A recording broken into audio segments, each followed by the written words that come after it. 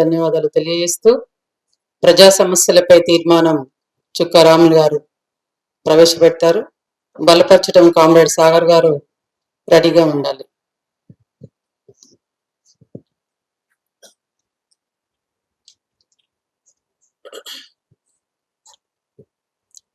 Comrades, రాష్ట్రంలో కొత్త ప్రభుత్వం ఏర్పడ్డది. ఎన్నికలకు ముందు కాంగ్రెస్ పార్టీ మేనిఫెస్టోలో ప్రణాళికలో చాలా వాగ్దానాలు చేసింది. ముఖ్యంగా 6 గ్యారంటీలు అనేటువంటిది బాగా పాపులర్ గా ప్రజల ముందు ప్రచారం చేసినటువంటి విషయం కూడా మనందరికి తెలుసు. కానీ అధికారంలోకి వచ్చిన తర్వాత సహజంగానే ప్రజలు ఇవన్నీ అమలు జరుగుతాయి, ఈ ప్రభుత్వం అమలు చేస్తుంది అనేటువంటి ఆశతోటి ఉన్నారు ఇప్పటి వరకు కూడా.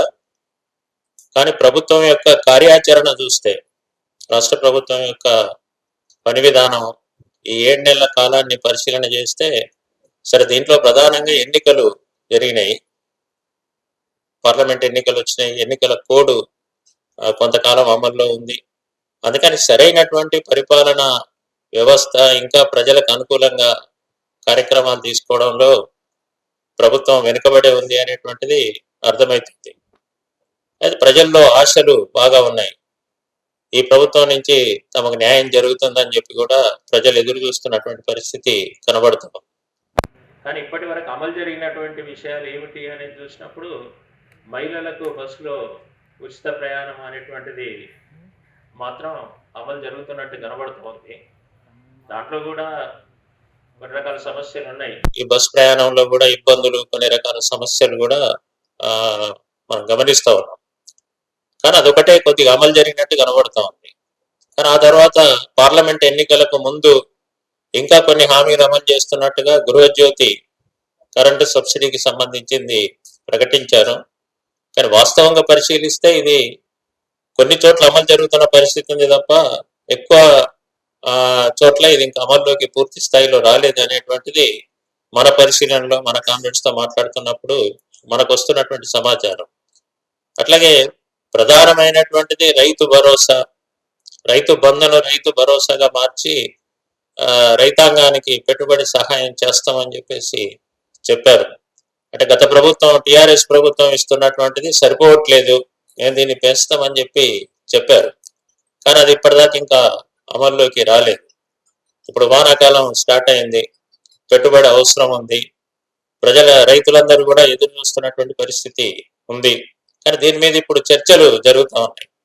రైతు భరోసాను ఎట్లా అమలు చేయాలి, అంటే దీనికి పరిమితి పెట్టాలా, ఇంకా దీన్ని ఎట్లా అమలు చేయాలి అనేటువంటిది మేము ఇంకా పర్యటన చేస్తున్నాం, లేకపోతే చర్చలు జరుపుతున్నాం, మంత్రివర్గ సంఘం వేసాం, ఇట్లాంటి చర్చలే పత్రికలలో మనం చూస్తున్నాం. కానీ ఇప్పటి వరకు వాస్తవంగా గత ప్రభుత్వం కంటే మించిన సహాయం ఏదైతే మాకు వస్తుంది అని చెప్పి రైతులు ఆశపడుతున్నారో, ఎదురు చూస్తున్నారో, అది ఎదురు చూపులుగానే మిగిలిపోయినటువంటి పరిస్థితి ఉంది తప్ప దాన్ని అమలు జరగట్లేదు.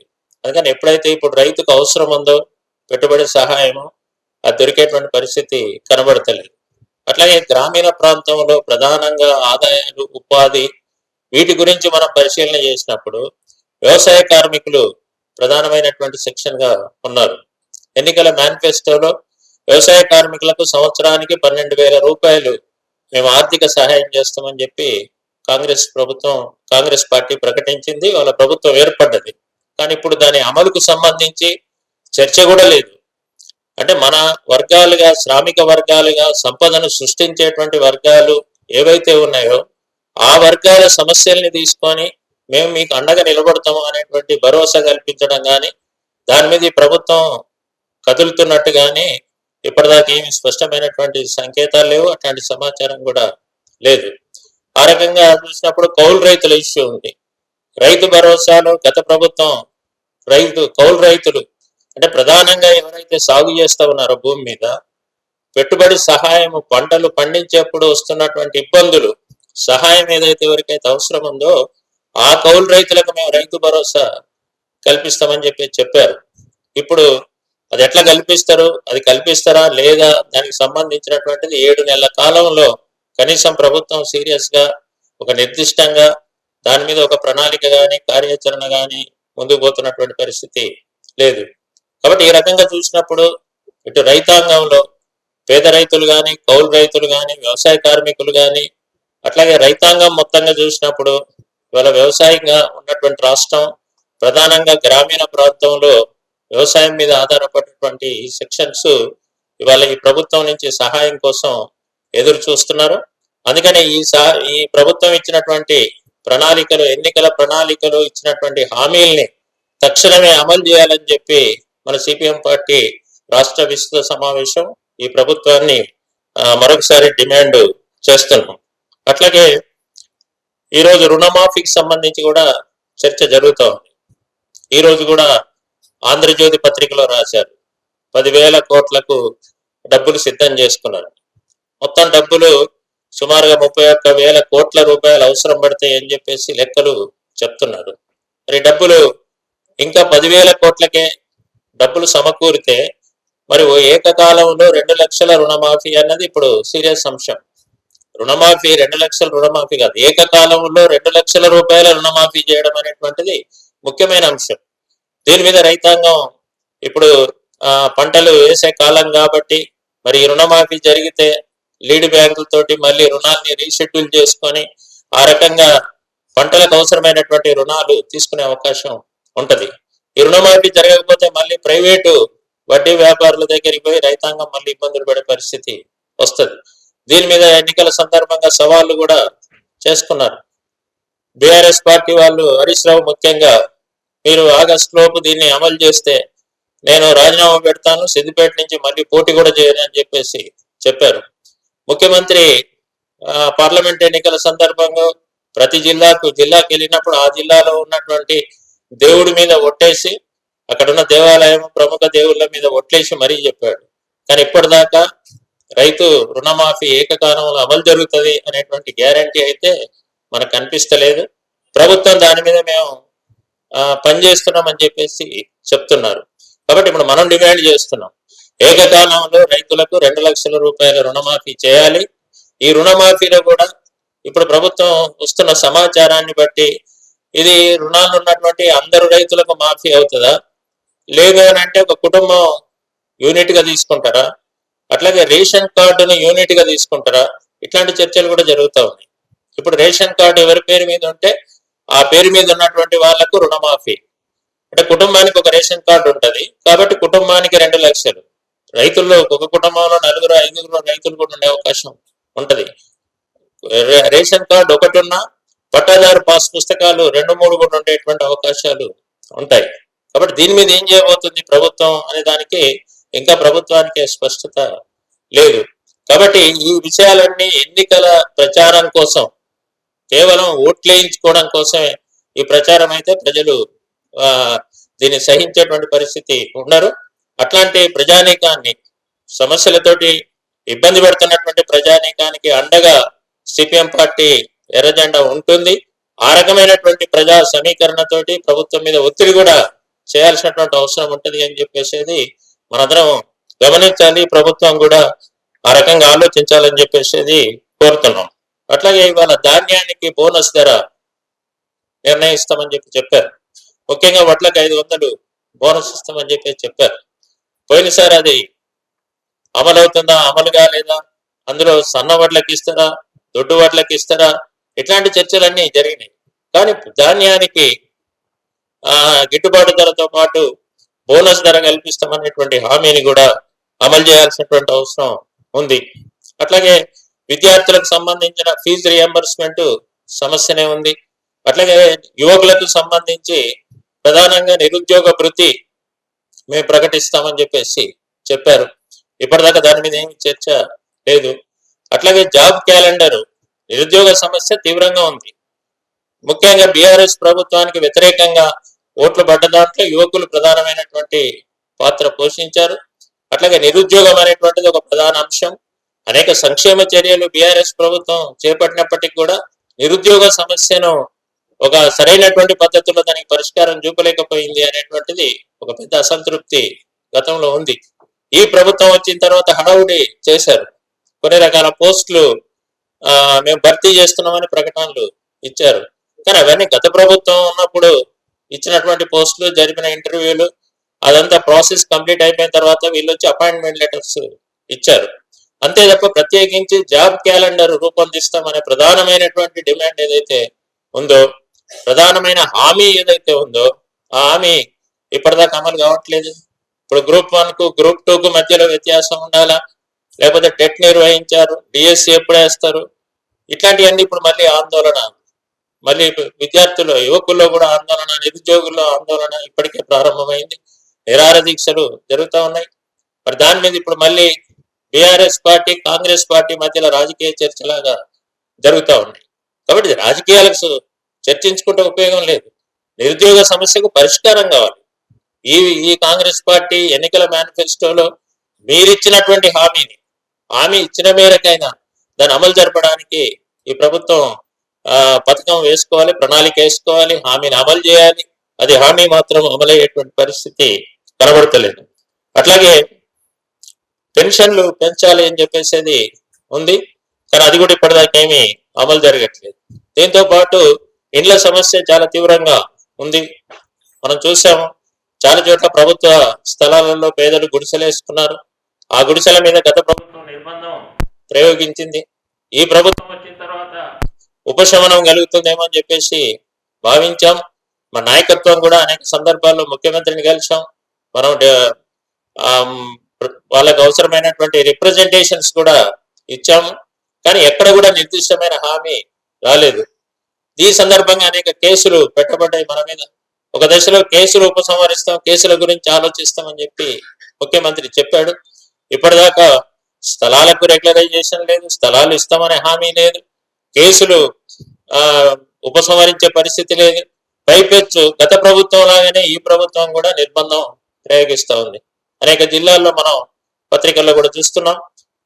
ఈ రకంగా పేదల మీద విరుచుకుపడి ఆ దౌర్జన్యాన్ని కొనసాగిస్తున్నటువంటి పరిస్థితి చూస్తున్నాం. అందుకని మనం డిమాండ్ చేస్తున్నాం, అర్హులైనటువంటి పేదలందరికీ ఇళ్ల స్థలం ఇవ్వాలి, ఇల్లు కట్టుకోవడానికి మీరేదైతే హామీ ఇచ్చారో ఇందిరమ్మ ఇండ్ల పథకం కింద మేము ఆర్థిక సహాయం చేస్తామని చెప్పి ఆ సహాయం తక్షణమే చేయాలని చెప్పేసి ఈ సందర్భంగా మనం ప్రభుత్వాన్ని డిమాండ్ చేస్తున్నాం. అట్లాగే అటవీ హక్కుల చట్టం కింద రావాల్సినటువంటి హక్కు పత్రాలు సమస్య తీవ్రంగానే ఉంది, అది కూడా పరిష్కారం చేయాలి. అట్లాగే ఉపాధ్యాయులు, ఉద్యోగులు, ఇతర రిటైర్డ్ వాళ్ళ సమస్యలు కూడా తీవ్రంగా ఉన్నాయి, బకాయిలు ఉన్నాయి, అది కూడా అమలు జరగట్లేదు. అట్లాగే దళిత బంధు గత ప్రభుత్వం ప్రవేశపెట్టింది, ఇప్పుడు అది ఆగిపోయిన పరిస్థితి. ఎస్సీ ఎస్టీ కార్పొరేషన్ నుంచి అవసరమైనటువంటి రుణాలు ఇవ్వాల్సినటువంటి అవసరం ఉంది. దీనికి అవసరమైనటువంటి నిధుల కేటాయింపు కూడా చేయాలి. ఈ ప్రభుత్వం కొత్తగా మరి నెలలో బడ్జెట్ ప్రవేశపెడతామని చెప్పేసి చెప్తున్నారు. బడ్జెట్ ప్రవేశపెట్టడానికి అవసరమైన ప్రాతిపదిక ఏమిటి అనేటువంటిది కూడా ఈ ప్రభుత్వం ఇప్పటిదాకా స్పష్టమైన సంకేతాలు ఇచ్చేటువంటి పరిస్థితి లేదు. అందుకని ఈ సమస్యను కూడా పరిష్కారం చేయాలని చెప్పేసి మనం డిమాండ్ చేస్తున్నాం. అట్లాగే మహిళలకు నెలకు 2,500 నగదు సహాయం చేస్తామని చెప్పేసి చెప్పారు, అది కూడా ఇప్పుడు అమల్లోకి రాలేదు. అట్లాగే మహిళలకు కళ్యాణ లక్ష్మి పేరు మీద ఇంకొక తులం బంగారం ఇస్తాం. ఇప్పుడు నేను బీజేపీ వాళ్ళు మహిళల్ని సమీకరించి ధర్నా చేసి వాళ్ళ కేంద్ర కేబినెట్ మంత్రి కిషన్ రెడ్డి కూడా ధర్నాలో పాల్గొన్నాడు. అందుకని ఈ ప్రభుత్వాన్ని స్పష్టంగా మనం డిమాండ్ చేస్తున్నాం, మీరు ఇచ్చిన హామీలు నిలబెట్టుకోండి. మళ్ళీ ఇక్కడ బీజేపీ పెరుగుదలకు ఈ అసంతృప్తి అంతా కూడా రాజకీయంగా బీజేపీకి ఉపయోగపడేటువంటి పద్ధతి ఉంటే, ఇవాళ మీరు గద్దెను ఎక్కడం కోసం మాత్రమే వాగ్దానాలు చేసి హామీలు చేస్తే ప్రజల్లో అసంతృప్తి పెరుగుతుంది. పెరిగిన అసంతృప్తి మళ్ళీ బీజేపీ ఇవాళ రాజకీయంగా వాడుకునేటువంటి అవకాశం ఉంది. అందుకని ఇందులో రాజకీయంగా బీజేపీ పెరుగుదలకు మీరే అవకాశం ఇచ్చిన వాళ్ళు అవుతారు. రెండోది, ఎవరైతే లబ్ధిదారులు ఉన్నారో, సమస్యతోటి బాధపడుతున్న ప్రజానీకం ఉందో ఆ ప్రజానీకానికి ఇవాళ ఉపశమనం కావాలి. ఆ ప్రజానీకం ఇంకా ఎదురు చూసే పరిస్థితి ఉండకూడదు అని చెప్పేసి కూడా సిపిఎం పార్టీగా మనం ఈ ప్రభుత్వానికి హెచ్చరిక చేస్తున్నాం, తెలియజేస్తున్నాం. దాన్ని అమలు చేయమని చెప్పి కూడా ఈ కాలంలో డిమాండ్ చేస్తున్నాం. అట్లాగే ప్రజాపాలనలో వచ్చినటువంటి దరఖాస్తులు చూసుకుంటే దాదాపు 1,30,00,000 దరఖాస్తులు వచ్చినాయి. వివిధ రకాల సమస్యల మీద అప్లికేషన్స్ వచ్చినాయి. ఇందులో సుమారుగా 70,000 భూములకు సంబంధించినటువంటి సమస్యల మీదనే వచ్చినాయి. అందుకని ధరణిలో లోపాలు ఉన్నాయని చెప్పేసి చెప్పారు. ఇప్పుడు కమిటీ వేశారు, అది క్షేత్రస్థాయి పరిశీలన పూర్తయిందని చెప్పేసి చెప్పారు. మరి ఈ సమస్యలన్నీ ఇప్పుడు పరిష్కారం చేయాలి. ఈ రకంగా ఉండేటువంటి భూములకు సంబంధించినటువంటి సమస్యల్ని పరిష్కారం చేసి ప్రజల్ని ఆదుకోవాల్సినటువంటి అవసరం ఉందని చెప్పేసి ఈ సందర్భంగా చెప్తున్నాం. అట్లాగే ఇవాళ ఉద్యోగులు కార్మికులకు సంబంధించి, ముఖ్యంగా కార్మిక రంగానికి సంబంధించి గత ప్రభుత్వం కంటే కూడా ఈ ప్రభుత్వం ఇంకా యజమానులకు అనుకూలంగా తన వర్గ స్వభావాన్ని స్పష్టంగా చాటుకుంటా ఉంది. ఉదాహరణకు షెడ్యూల్ ఎంప్లాయ్మెంట్ అంటాం, అంటే కనీస వేతనాల జీవోలు వర్తించేటువంటి పనులు, ఉపాధి చేసేటువంటి రంగాలు ప్రభుత్వం నిర్ణయించిన ప్రకారంగా 73 రకాల పనులు ఉన్నాయి. అంటే ఇవి ఇండస్ట్రీస్ లో ఇంజనీరింగ్ ఇండస్ట్రీ, కెమికల్, లేకపోతే సినిమా హాల్లు, పెట్రోల్ బంకులు, హోటల్స్, ప్రైవేట్ హాస్పిటల్స్, ఇట్లా పనిచేసేటువంటి వాళ్లకు వేతనం ఎంత ఉండాలి అని నిర్ణయించేటువంటిది కనీస వేతన చట్టం ప్రకారంగా నిర్ణయించాలి. ఇది మన రాష్ట్రంలో 2017లో రాజశేఖర్ రెడ్డి ముఖ్యమంత్రిగా ఉన్నప్పుడు జీవోలు ఇచ్చాడు. 2011లో ఒక 2 రకాల జీవోలు మాత్రం కొత్తగా ఇచ్చాడు, కాంట్రాక్ట్ లేబరు, ఇంకొకటి ఎనీ మ్యానుఫ్యాక్చరింగ్ ఇండస్ట్రీ అని. అంటే అత్యధిక జీవోలు దాదాపు 2007 నుంచి ఇప్పటిదాకా అవి రివిజన్ కావట్లేదు. అంటే జీతాలు ధరల పెరుగుదలకు అనుగుణంగా 5 సంవత్సరాలకు ఒకసారి సరిచేసి పెంచాలి. ఈ ప్రభుత్వం పెంచట్లేదు. గత ప్రభుత్వం మీద మనం పోరాడాం, CI2గా కొట్లాడాము, పార్టీగా పోరాడాము. రాఘవులు గారు రాష్ట్ర కార్యదర్శిగా ఉన్నప్పుడు స్వయంగా లేబర్ కమిషనర్ కార్యాలయం ముందు ధర్నా కూర్చున్నాం, పాదయాత్రలు నిర్వహించాం. అప్పుడు ఒకటే మాట చెప్పారు, తెలంగాణ వస్తే అన్ని పరిష్కారం అవుతాయని ఆనాడు టిఆర్ఎస్ చెప్పింది. తెలంగాణ వచ్చింది, టిఆర్ఎస్ గవర్నమెంట్ వచ్చింది, 10 ఏళ్ళు పూర్తయింది, గవర్నమెంట్ దిగిపోయింది, కానీ ఆ సమస్య అయితే పరిష్కారం కాలేదు. ఇప్పుడు ఆ దిగిపోయే ముందు ఒక 5 రకాల జీవోలు వాళ్ళు డ్రాఫ్ట్ స్టేజ్ లో పెట్టి ప్రపోజల్స్ ఇచ్చారు. ఉన్నంతలో అది మెరుగనుకున్నాం. 18,000 వేతనం, మనం 26,000 డిమాండ్ చేస్తున్నాం. కానీ 18,000 వేతనానికైనా వాళ్ళు ఒక 5 రకాల జీవోలు సిద్ధం చేశారు. అవి విడుదలయ్యే క్రమంలో యజమానులపై అడ్డుకున్నారు. ఆ ప్రభుత్వం యజమానులకు అనుకూలంగా అవి జీవోలు నోటిఫై చేయలేదు, గజెట్లో ప్రకటించలేదు. ఈ గవర్నమెంట్, ఈయన ప్రతిపక్ష నాయకుడుగా రేవంత్ రెడ్డి ఉన్నప్పుడు కూడా కలిసి మనం దరఖాస్తులు ఇచ్చి, మెమరాండాలు ఇచ్చి, మీ ఎన్నికల మేనిఫెస్టోలో ఇది పెట్టండి అని చెప్పి కూడా అన్ని ట్రేడ్ యూనియన్లు పోయి కలిసి మనం చర్చించాం. తప్పనిసరిగా న్యాయం చేస్తామని చెప్పారు. ముఖ్యమంత్రిగా ఈయన ప్రమాణ స్వీకారం చేసిన తర్వాత కూడా పోయి కలిసాం. మన పార్టీ ప్రతినిధి బృందం, తమ్మినేని గారు, వీళ్ళు వెళ్ళినప్పుడు కూడా దాన్ని గుర్తు చేశారు. తప్పనిసరి ఆలోచిస్తామని చెప్పారు. కానీ దుర్మార్గం ఏంటంటే వాళ్ళు 18,000 చేస్తే ఇప్పుడు 11,000 వేతనం ఉంది. ఈయన 11,000తోటే కొత్త జీవోను విడుదల చేశాడు. అంటే జీవో రాలేదు, ఇంకా డ్రాఫ్ట్లు విడుదల చేశాడు ఈ 73కి. ఇది ఎంత దుర్మార్గం. ఒక ఉదాహరణ, ఇవాళ ఇంజనీరింగ్ ఇండస్ట్రీస్ అనే జీవో నంబర్ 88 వర్తిస్తుంది.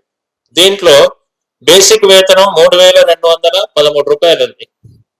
అట్లాగే ఇప్పటిదాకా పెరిగిన డిఏ 8,209 రూపాయలు. మొత్తం వేతనం 11,472. ఇదే వేతనంతో 11,472లో బేసిక్ ఉంది, డిఏ ఉంది.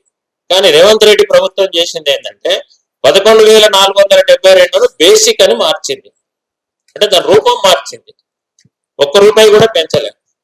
ఇది 1 కోటి మంది సమస్య ఈ రాష్ట్రంలో.